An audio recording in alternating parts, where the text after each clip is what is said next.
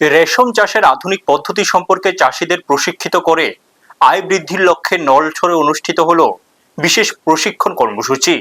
ভারত সরকারের বস্ত্র মন্ত্রণালয়ের অধীনস্থ কেন্দ্রীয় রেশম গবেষণা ও প্রশিক্ষণ ইনস্টিটিউট বেহরামপুরের উদ্যোগে আমার রেশম আমার অহংকার 2 কর্মসূচির আওতায় এই প্রশিক্ষণ শিবিরের আয়োজন করা হয়।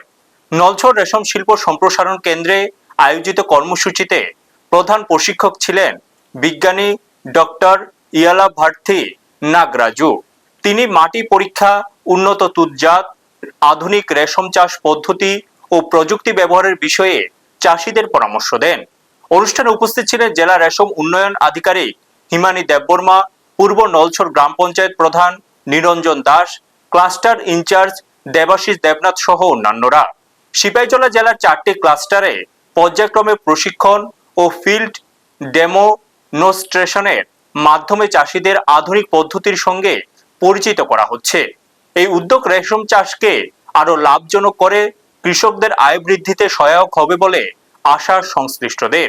ব্যুরো রিপোর্ট, নিউজ তৎকাল 24। আপনারা দেখছেন নিউজ তৎকাল 24।